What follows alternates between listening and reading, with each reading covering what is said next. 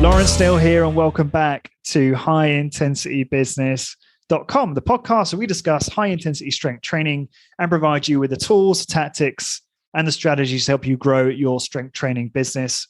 Before we get into today's episode, I just want to let you know about a PDF download called How to Attract Great Personal Trainers to Your Strength Training Business, which is available over at highintensitybusiness.com if you search for episode 353.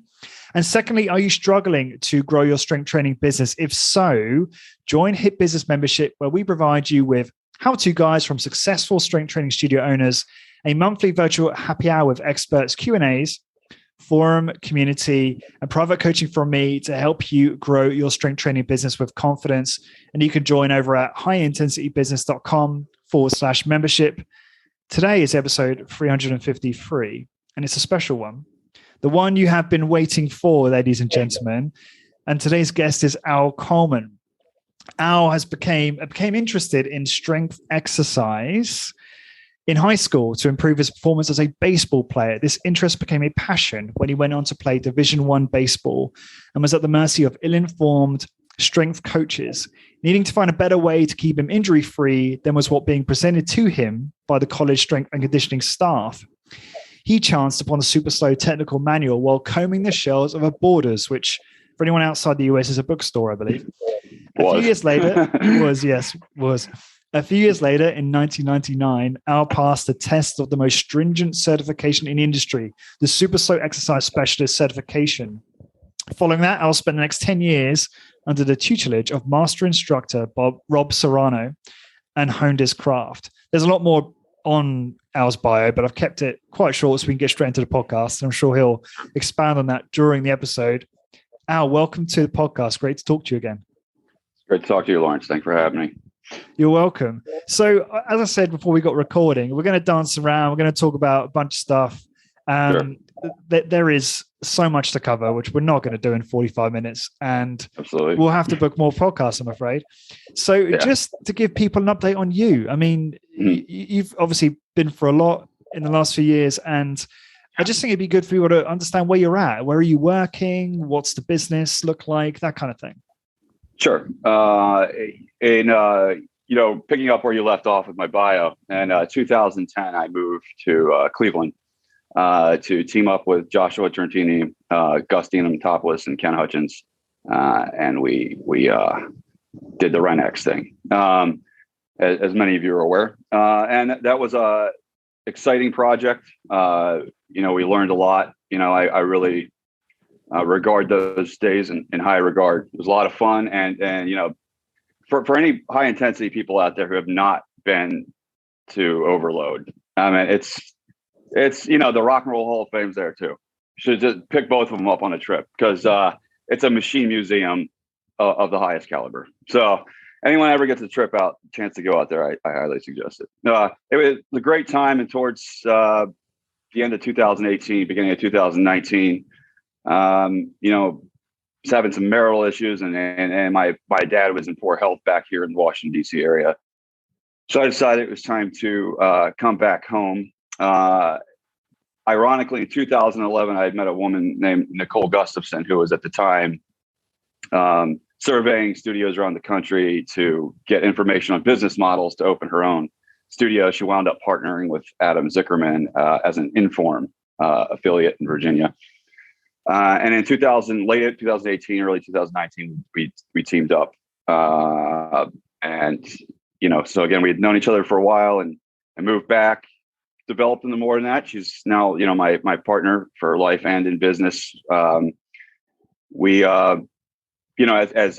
got back here, a lot of life changes happened. A lot of research I was doing kind of hit the ground running, and started working in close tandem with Rob again. He's a mad scientist. So it's been a really informative time. A lot has changed my thinking, a lot of things. And Nicole and I have we've rebranded our studio as Phoenix Strength. Take the symbolism there. I'll credit Nicole for that. I have a personal brand. We have a personal brand, Automated Muscle, which is a theoretical structural framework for how I think exercise should be taught based on motor learning and behavioral science as kind of its core fundamental principles. Not so much a protocol-oriented exercise methodology. And we'll get to that.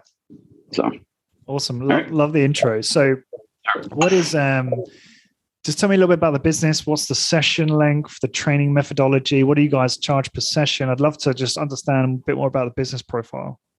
Sure. My personal rate is $120 per session, but our studio, we charge $80 per session, and we have just kind of switched over to doing that on a automated monthly type of structure, which for studio owners out there is probably the best decision you'll ever make in the long run. We don't need to get into that. I'm sure you're all aware of the meaning of cash flow. The concept, I'm ignorant of, but I will trust those who know better that it's the way to go. Post-COVID, it's been really interesting. We consolidated studios, we closed one, and not so much for financial reasons, other than, I'm writing a book. I'm in the middle of writing a book on exercise, behavior, a number of things. It's going to be a unique book. We'll get into that in a moment, but the point is I developed time for that.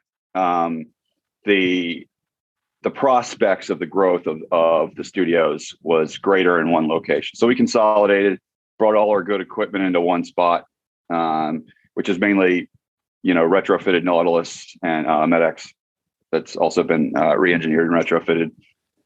We have about 16 pieces of equipment. Our model is high intensity with some tweaks as we'll get to it, because I have kind of reformulated some of my definitions of what I constitute as that. But in general, the framework still is pretty much the same. Twice a week is kind of our ground level. We have people who come once a week, although it's not something I recommend. It's certainly better than nothing, but I don't think it's ideal for the vast majority of people. As far as the studio goes, we're kind of using this as kind of a breeding ground for what I hope might turn into maybe more of a certification process, or at the very least, a place where I kind of have a home base for education, and grow the studio and kind of have that fund those projects as well. So no hopes of growing studios. It's not something I'm just interested in at this point in my life. Nor is Nicole. So. You're more interested in the education side of things, it sounds like, which is very cool. Absolutely. I just don't think it's of help to our industry to have, entrepreneurial people. We need them, but the entrepreneur and developer of protocols I don't think could be the same person. Like any. Unfortunately, although I don't hold them all in high regard, we have academic ivory towers for a reason. There's the people who devote their life to doing research so that whatever useful comes out of all that dribble can get, disseminated through the public, and the entrepreneurs and the people with business mind can take those things and apply them. But we still need the people upstairs, nerding out. And we always will. And I think our personal niche market requires a little bit more than that. So, I mean, we've all seen it. We're a unique bunch of people. A lot of us are really type A. We're all independent thinkers, engineer minded in a way. I don't mean that just in the technical engineering sense, just how things work. And those don't always make for the best business owners. So, wise words. I'm extremely grateful for Nicole. She's my better half in almost every way, but especially that way, the business side of things. She's got a master's in economics from St. Andrews. She's sharp. I mean, your self-awareness is really helpful to hear about and really admirable. You understand where your strengths are, and you also made a really good point there, which is about being focused. I think if one were trying to build a huge business and also be the educator, it's very challenging for obviously one individual to do that. I skipped over some things. I know you wanted to kick this whole thing off with a parable, if you can remember. Did you want me actually to what you just said, the thing about self-awareness was the perfect lead into that. And so this is, as many of you might find out, I've been practicing Zen Buddhism for 20 years now, which just means I cross my legs up and stare at a wall for too long. But there's a parable in the Zen tradition. A monk's in a monastery, and in a monastery, they have all these prescribed daily tasks that are meant to kind of just give them something that they should be paying attention to, right? Well, this monk's in there in pursuit of his enlightenment or whatever. He's in there for 3 years. He's bored to death. Nothing's happening. Goes into the teacher's quarters and says, this is BS, man. I've been here for I don't know how many years now. This is boring as hell. I'm not realizing anything. I'm leaving. Master goes, all right, free to go. He goes, all right. So he starts walking towards the door, and teacher stops and he goes, that's not your door. Student goes, all right. Turns around, sees the door on the other side of the room, goes towards it. Teacher goes, that's not your door. Student goes, all right. Turns around, sees another little door behind the master that is for the master's attendant, walks towards that door. Teacher yells and goes, that's not your door. Student gets pissed. He's like, come on, man. He's like, it's the third door, and you tell me there's no door I can leave by. What do you want me to do? Master goes, well, there's no door you can leave by. Sit down, shut up, and pay attention. And the point is, kind of my journey has been, that's not your door. That's not your door. That's not your door. Stop running all over the place. Sit down, shut up, and pay attention to what's actually happening in your experience, and make much better use of all the useless knowledge you've collected. And like you said, it's a self-awareness thing. It's kind of having the willingness to be wrong over and over and over and over. And we certainly could use more like humbleness in that way, I think, in our industry. So well, that's really interesting to hear. And do you think, with that in mind, it would be good to talk about your point around some insights about the industry and the community that you want to share? Is there more you want to expand on about that right now? I mean, not particularly. It's not real strong opinions, other than minor things. I think I think it's getting that way, but I do think there needs to be an acceptance of the fact that, like we were speaking about before, how I think, and I really value your episodes, like James Fisher I just listened to yesterday. I love when you have him on. He's witty, and I like the way he represents the science, and his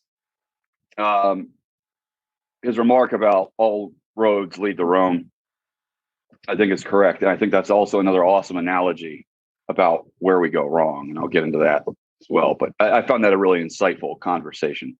And I find it ironic that every time he's on, you guys are discussing a new study. A lot of the outcomes of these studies wind up being the same, right?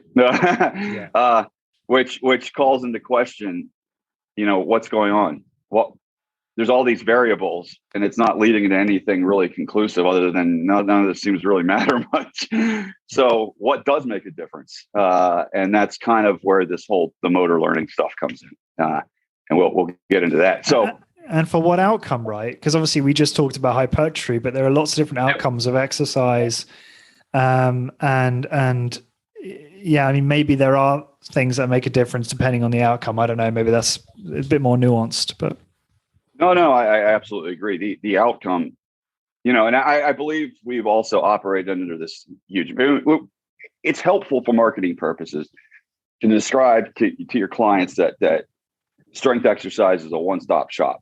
It'll cover all your base, and it's logical, and it's not incorrect. It's just incomplete. And the whatever it is, the outcomes that the individual is after, there are more specific ways that you can, manipulate some of the variables to produce slightly different outcomes. I mean, people have been doing it for years, and the other ironic thing that James brought up when he was talking about Stuart Phillips and the protein discussion, how Look how much bodybuilders had right years ago when they were, just everyone was saying, stop eating all that protein, you're gonna get fat and destroy your kidneys. And then, they look at their biceps like, I don't know, I feel okay. That type of bro science isn't dumb. It's just not articulate science in the way everyone would like it to be. But it's certainly scientific in the experimental sense of the word. And there are insights to be gleaned from that. So, it's one of those cases of, I think our community has thrown a lot of the baby out with the bathwater. And when you look at like, again, I have a kind of a lead into the baseball world for a number of reasons. And you don't see the factional divides with philosophies in that world. There's too much money riding on it. It's a different game. We have clients come to us who are paying to look better, right? But they're just losing their own money if they don't get the result they want. Well, the world of athletic development is becoming huge. You see these warehouse type places like CrossFit boxes popping up all over, at least America, that are specifically designed for, biomechanical training and analysis of baseball players and combining strength exercises. I mean, they're popping up everywhere in the country. They're huge money makers because the wealthier parents, knowing that their kid could potentially sign a multi-million-dollar they're investing now. I mean, it's a completely different thing. And when you get into those ranks, you're screwing with other people's money. And so if you don't get the result that the investor's after, that protocol is not going to stick around. And if it's injuring them, it's not going to stick around. So there's a lot of theoretical stuff that we in the HIIT world have, argued on based on academia for years. And not that it's wrong, but what I think they don't understand is that something hurting you in theory is different from someone applying it, getting an athlete hurt, and then keeping their job. That just doesn't happen anymore for long. And I may be wrong here. I mean, I'm sure due to political reasons, there's strength coaches who stay in places after hurting athletes for too long. Well, let me ask you a question on that. So yeah, I know I see what you're saying, but if money were like the ultimate driver, then the coaching folklore of we did it because the other strength training coach did it this way, and the one before that, wouldn't be so prevalent as it still is in professional sports globally, right? Well, that and let me just say one more point. I do want to obviously get your take on this, and then they are, and obviously this is where this problem. How this problem occurs is that they are trying to justify their salary by doing a lot more than is what is necessarily needed in terms of volume is one example, right? And that's one of the problems. But if money were the ultimate driver, surely they'd see a huge cost saving there. So how do you reconcile that with what you said?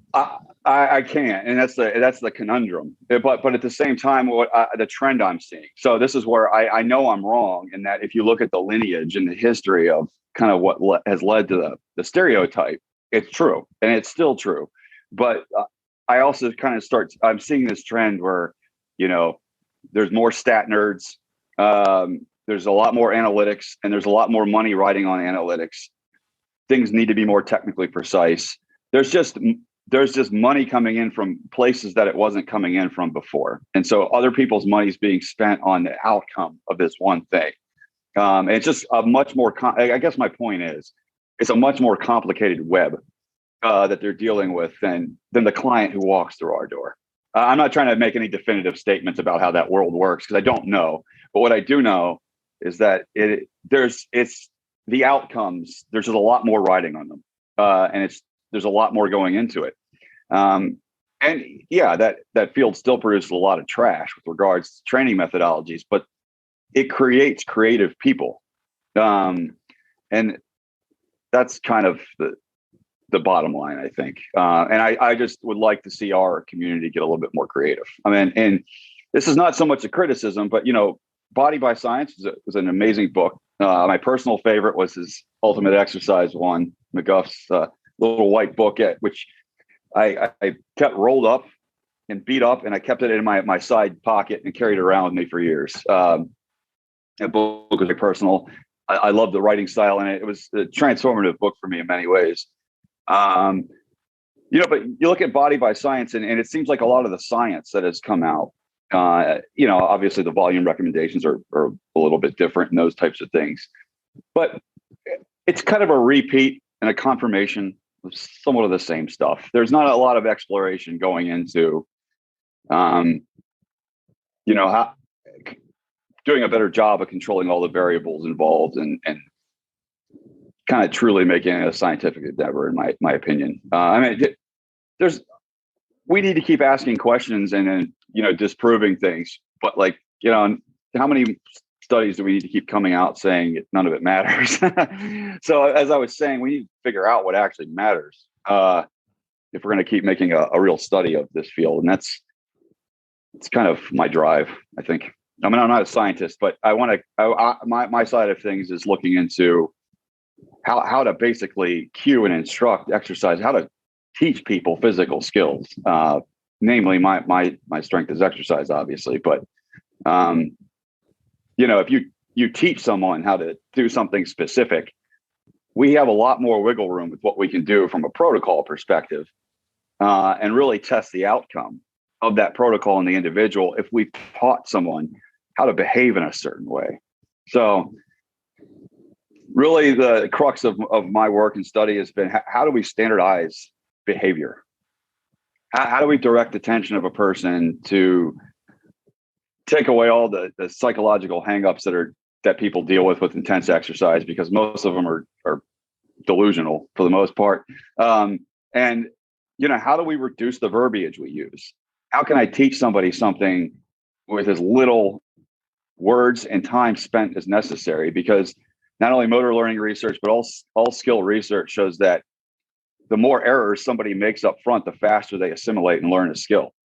So we want to give them just enough information up front to self-organize and figure out how to do whatever it is we're teaching them to do, so we can take our hands off the wheel, observe them, and step in when we need to instruct. And over the years, as I was involved at Renex, and we had various people come to Cleveland to do the certification process, and Josh and I would take people through that. We had these scripts that we would have people read to test their ability to deliver introductory instruction into the exercise.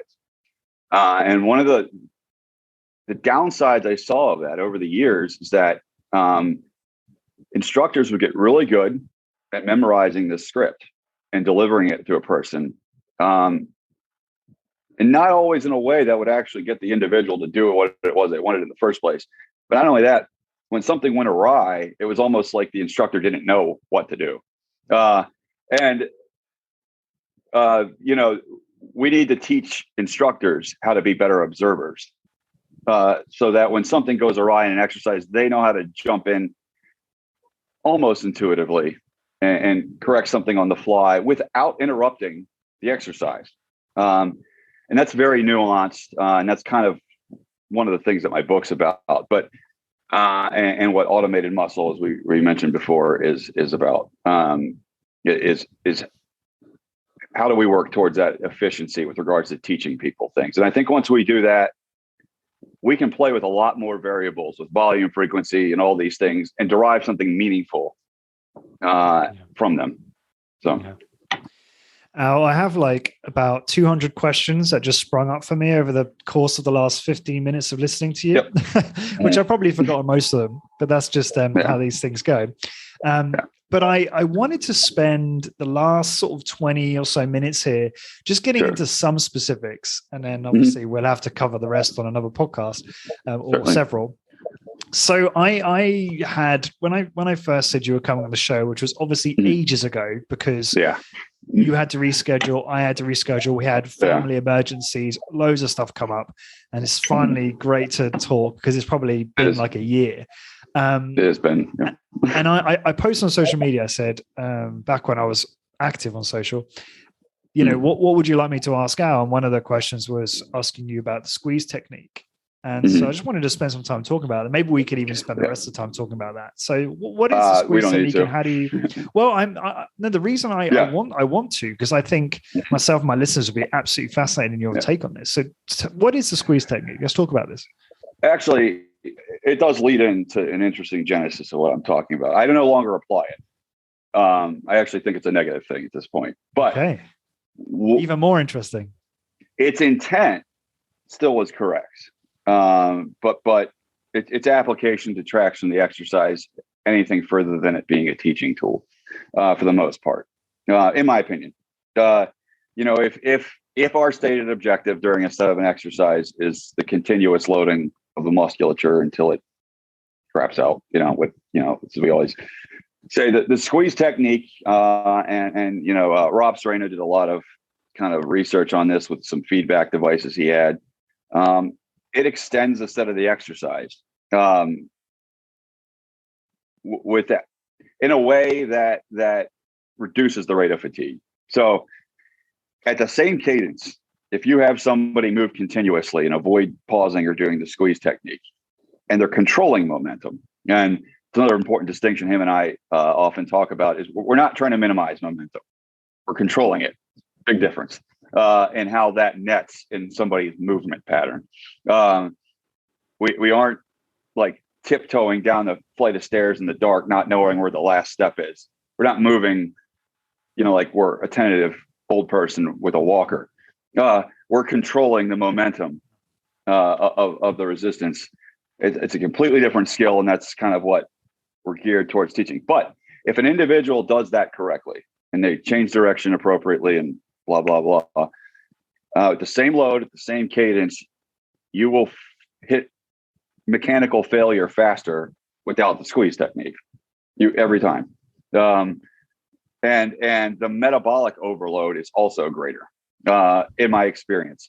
The squeeze technique, after it's used as the teaching tool that I think it's meant to represent a respite. That's fascinating. So why was it a teaching tool? To help a client recruit muscles more directly, like mind-muscle connection, that kind of thing? Or so, sort of. And I should say, I should go back a little bit and talk about where my obsession with exercise really came from. So and this makes me a little bit of a weirdo, but I got into it because of baseball. That's all I gave a shit about for the first 25 years of my life. Like, and when that stopped, I was like this lost puppy. Didn't know what the hell to do with my life, just wandering around. And thankfully I had exercise at the time, but it's all I cared about for the first quarter of my life was baseball. But somewhere around a few years before that, around 20, I really got into strength training as a way to, assist my baseball career. And that was during a time when I was a pitcher, and that was during a time where, coaches, if you were a pitcher and they found out you were lifting weights with your upper body, you were going to get yelled at. And I did. And I yelled right back. And I said, screw you. I'm doing what I want. And, you've given me a scholarship, and if you want to take it away, go ahead. But anyway, so I did what I wanted, and I learned that way. But then when I picked up Ken's manual, I was kind of combing through, and I'd read all of Jones's stuff. I had a really cool upbringing in the HIIT way. The gym that I started going to when I was 13 was located directly across the street from my high school. It was called Philbin's, and it was owned by John Philbin, who started the NSPA, National Strength Performance Association, which is a high intensity centered training certification. At the time, he was an assistant strength coach for the Washington Redskins under Dan Riley. And they had a full line of Nautilus Next Gen hammer strength. They had Olympic lifting platforms. There was Redskins in there all the time training. There was regular folks. They had a teenager certification program. It was a really awesome place as far as education goes. So I learned some really good stuff early on. But and I'd read most of Arthur's and Darden's stuff at that point. I'd spoken to Mentor on the phone.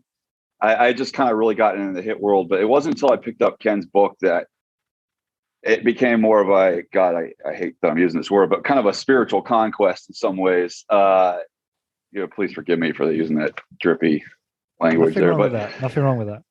I hate the word. I just can't figure another one out yet. But I picked this manual up and I looked, and it's almost like I opened to this page on internalization, Tai Chi, and I can't remember the name of the exact name of the chapter now. But it goes over this description of this internal process that you go through during an exercise. And then almost immediately after that, I'm flipping through and I read this description of what he calls an alpha subject, which in my mind was this slow moving robot looking guy doing chin-ups. And he pushed himself to the point where Ken says he lays on the floor for 2 hours after the exercise, twitching like a frog injected with strychnine. And, at 20, I was like, you know what? I don't give a shit if I ever put another pound of muscle on. I want to do that. Like that was just my psychotic mindset at the point. I just wanted to dig myself into the ground that hard and see if I could mentally do that. And so in a lot of ways, that obsession became my obsession with how to teach myself to do that and then how to instruct exercise. And that led me into Zen and all this other crap that I went down later on. But it was a wrong obsession, but it was the one that led me down to where I am now. So it's really great. But I forgot why I even began to tell you that story. No, that was you know what? That was fascinating. Now, the reason you got into that is because I was talking about squeeze technique, and I think you're building up to saying how you used to use it, and I think you're getting there. Yeah. So absolutely. So that's that name of that chapter was internalization. And this is the mindset we were always taught. The mind muscle connection. Get deeply involved with the targeted musculature. Think about it, feel it. I obsessed over that for years. I mean, I got into Zen because of it. I wanted to figure out how to train my mind to be able to do that better. I even in the manual, he mentions like some type of self-hypnosis somewhere. I tried doing that. I did it all to try to like make myself this robot. Not until I found out the motor learning research that I realized that was the wrong intent. But again, we'll backtrack into that later. But the squeeze technique, I always was taught was a good way to learn how to, intensify contraction once you're in a position where you're extremely congested and further movement, it's impossible, but you're trying to anyway. And the way I always analogize that was when you're teaching someone to throw a ball harder,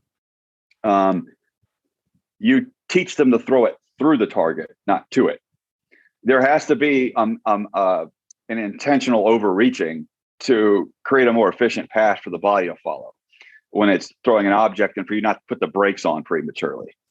So there's an overexertion. And I always saw the squeeze technique as a way to kind of mentally reach for something that wasn't there in an attempt to get somebody to learn how to intensify a contraction without tensing up in the wrong way. Because there's a distinction between clamping and squeezing like this or squeezing as though you're trying to go through a wall. I don't know how to explain. It's not like we're squeezing a sponge. We're just trying to exert harder in one direction. And that's the skill that I was always trying to teach is how do you continue to try and congest the musculature and the joint angle. Again, I found that to be over time the wrong thing to be emphasizing, but it was a great teaching tool because it's a static position, but with the potential for negative in place. So you're exerting against a load that's trying to take you the other way. Your rate of fatigue is extreme at this point because we usually didn't ever elicit the squeeze technique until like a minute into the exercise when we figured people were like sufficient. Again, too long, but at the time at 10:10. 60 seconds in, the point was we didn't want them doing it before then for fear that they might be their level of strength might be too fresh and they could produce too much force and hurt themselves. So if we waited later on, and it was an excellent way to teach people how to effort once the speed of movement began to bog down because they were getting practice at overexerting into a position that wouldn't move. So that when the movement arm starts slowing down, they already know how to do that. They've already had a repetition or two of practice for a few seconds in that position, with the hopes that would kind of bleed in naturally to the termination of the exercise at the end. And for those who got it, it worked brilliantly. But it was again kind of what we found out over time was even as good of a teaching tool as well as still physiologically represents a respite. and kind of detracts from the overall objective of the exercise in the long run. Would you still use it for a teaching tool now? And certainly sounds like you wouldn't advocate it once a client's actually been training for some time.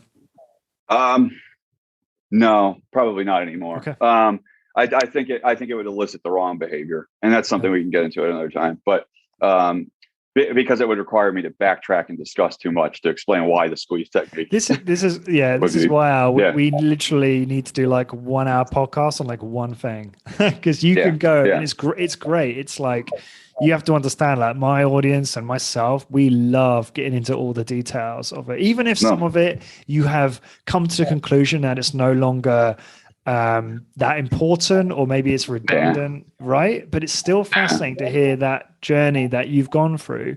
And no, that was really helpful to understand. So just for everyone listening to realize, can you just define the squeeze technique, just so we're all on the same page here? Can you just define exactly what that is?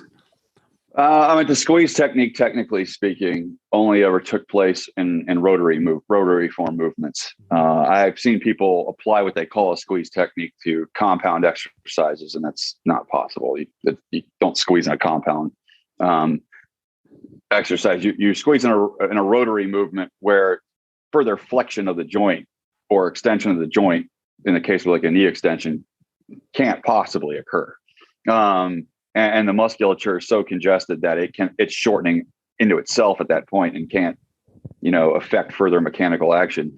And that would be a position that would not represent a respite to the musculature in that position. Whereas I've heard people, and I've even done it myself, embarrassingly, applying a squeeze technique to a leg press. That's not a squeeze. You're just gutting into a hard end stop like a quarter squat.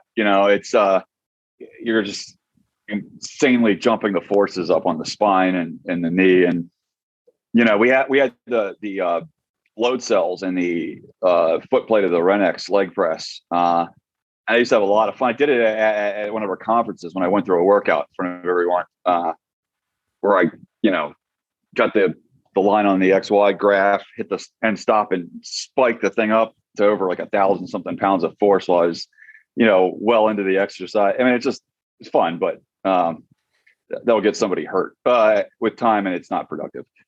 But the squeeze technique is, again, traditionally, as per the way it was applied with SuperSlow protocol, is at a 10-second up, 10-second down repetition, about 3 repetitions into the exercise. When you get into the finished position, for about 3 to 5 seconds, you gradually build force over that time until you reach a peak, and then this isn't proper English, but you unsqueeze, you ease out of that position, and then you speed up into the negative. So that's kind of the technical aspect of what the squeeze technique is. And again, technically speaking, it only really applies to purely rotational movements. Yeah. Oh, you'd be amazed how quickly a 45-minute podcast goes, but that's how quickly it goes, my friend. And I've got to mention a few things before we get off. So we're probably going to need to start wrapping up. And what we'll have to do, if you're open to it, is schedule a 2-hour to cover some of those other things we didn't get to cover today. Absolutely. So with that said, what's the best way for people to find out more about you? In fact, before you answer that question, any parting thoughts on what you talked about today specifically? So as it relates to the community, the high intensity training community, or baseball or squeeze technique, or anything else you mentioned today, and then we'll get your contact details after that. No, I just, like I said, when I decided to come on, I'm in the middle of writing a book that I'm farming out. And a lot of it was, I've been writing it for a while. I've had a lot of insights I wanted to share. And fortuitously, you had them on the podcast a few weeks ago, the Deep Fitness authors. I actually think that's a great service. What they've done is present a lot of this mindfulness research to the public. But there's a fundamental problem with the way the understanding of what mindfulness actually means. And ironically enough, its technical meaning is better expressed by this motor learning research than the mindfulness research. It's not that the mindfulness techniques in the book are wrong, there's applying it to the wrong activity. I'll leave it at that for now. And that's kind of my book is somewhat of a memoir of going down this road I went through. And the reason I decided to I've hemmed and hawed. I've had tons of stuff written. I've been writing for years. And I thought to myself, like, I've read a lot of technical books. I've read textbooks, and they're great, but I'm obsessive. And it's not the type of book people like to read. And any book I've ever thought about that's changed my life was a story about somebody, autobiographies. I want to learn about the inventor. The process is what, even as a kid, everyone was, I grew up in the DC area.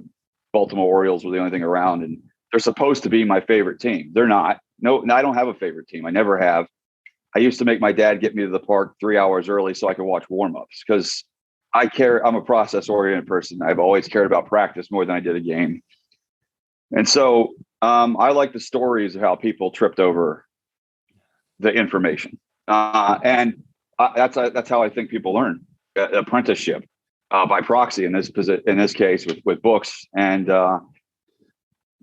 that's kind of the goal of my book is not to just present another book on exercise. I want people to see how I've misthought things through, the incorrect conclusions I came to, the incorrect ones I'm still probably coming to, but at least you can see where I'm fumbling, and I honestly feel like if this field's going to progress, people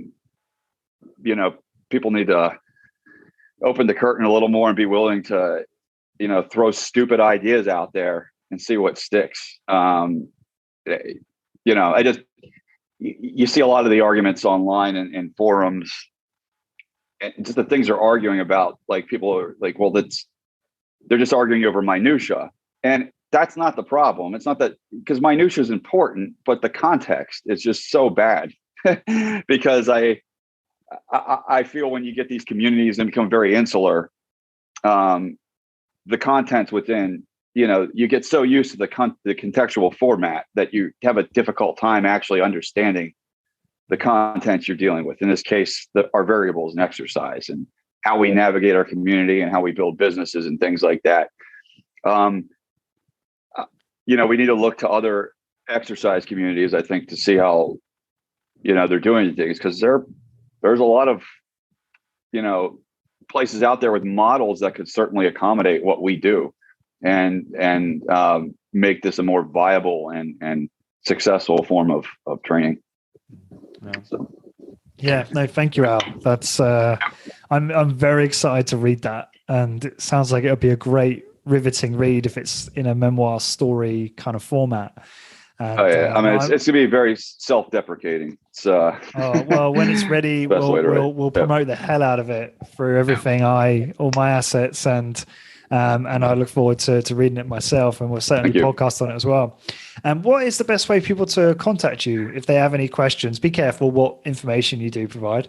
Yeah. At the moment we're about to launch our new website for phoenixstrength.com, which is www.phxstrength.com. And then I have a website for automated muscle, and I have a Medium blog I'm going to start putting stuff on. Okay. It's not all going to be exercise related. It might just be inane ramblings, because honestly, that's how I produce most of my writing. And me getting this book together is looking back over my writing over the year and picking stuff out and trying to categorize it based on content and then making some sense out of it. What's the website for automated muscle? Is there a website for that, or some kind of like contact? It's www.automatedmuscle.com. Oh, great domain. Okay. Yeah. Okay. And your Medium blog as well. For that. I'm ignorant of how to tell people to get to that, but well, look, is it live at the moment? Is the Medium blog live at this time? I haven't put anything up on it. Okay. I don't believe there's as soon as you have, mm-hmm. message me and I'll link it up in the show notes for this particular blog post for this podcast. Then people can follow along. Yeah. Yeah. You've caught us you caught me during I got back to you during a really interesting time. Is we just did our rebrand, like over the past couple of weeks. I just had new stickers put on my front door yesterday. I just got new business cards. We just launched this website. So,